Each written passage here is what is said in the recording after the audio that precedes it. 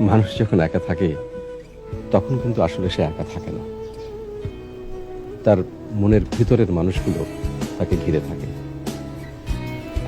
একা থাকার একমাত্র উপায় হলো অনেক মানুষের সঙ্গে থাকা, কারণ জনতার মধ্যেই আছে নির্জনতা। পৃথিবীর সবচেয়ে সুন্দর দৃশ্য কি জানেন ভাইজান?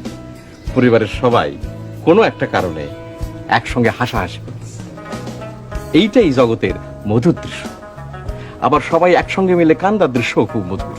জি ভাইজান, তবে কাঁদতে হবে একসঙ্গে। এই যেমন ধরেন, আপনার মায়ের যখন মৃত্যু হবে আপনারা সবাই মিলে কাঁদবেন, সেই দৃশ্য বড় মধুর দৃশ্য হবে। এক এক মানুষের আবার এক এক রকম চিন্তা ভাবনা। এই যেমন ধরেন, আমরা এসে যদি কেউ বলে যে হাসান মিয়া, তোমার আমি সারা দুনিয়া ঘুরে দেখাবো, বিনিময়ে তোমার চোখ দুইটা দিতে হবে, বাকি জীবন অন্ধ থাকবা, আমি রাজি হব, আনন্দের সঙ্গে রাজি হব। আমি আমার একটা কিডনি বেঁচে দেবো।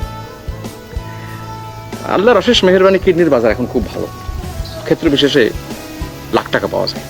আর দেশ বিদেশ ঘোরার খুব শখ।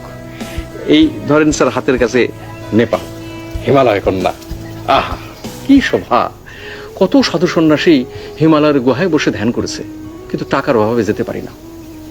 তারপর ধরেন স্যার, এই তাজমহল, কি জিনিস বানায় রেখেছে বাদশাহ শাহজাহান, টাকার অভাবে কিছুই দেখতে পারতেছি না।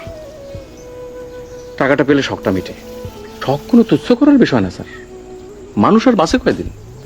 ফট করে একদিন আজরাইল এসে বলবে চল বেটা যাই। শখই যদি মেটাতে না পারলাম, তাহলে মানুষ হয়ে জন্মে আর কি লাভ? নেড়িকুত্তে হয়ে জন্মালে ক্ষতি কি ছিল স্যার?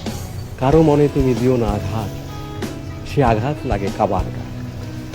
মানুষ এখানে আঘাত দেওয়া বিরাট অপরাধ। এই পৃথিবীতে দুইটা জিনিস আছে, একটার নাম জয় আর একটার নাম পরাজয়। আমরা সবাই শুধু জয় চাই, কেউ পরাজয় চাই না।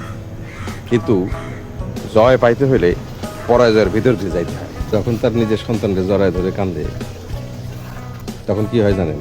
খোদার আরশ কাঁপতে থাকে। মনটারে করতে হবে পানির মতো, হাজার দাগ দিলেও দাগ পড়বে না, পানির উপর দাগ পড়ে। বড় দুঃখে মানুষ কান্দে না আজিজ, মানুষ কান্দে ছোট ছোট দুঃখে। কষ্টের কথা কি বলিব, কষ্ট কাকে বলে? কষ্ট হইল মনের আগুন, বুকের মধ্যে জ্বলে। নিজের কষ্টটাকে ছোট করে দেখেন না, অন্যের কষ্টটাকে বড় করে দেখেন। মহামানবরা তাই করেন। মানুষ মাত্রই মহামানব, সেটা সে জানে না বলেই সাধারণ মানুষের মতো আচরণ করে। দেখেন স্যার, ভালো করে দেখেন, আকাশ দেখলে মন বড় হয়।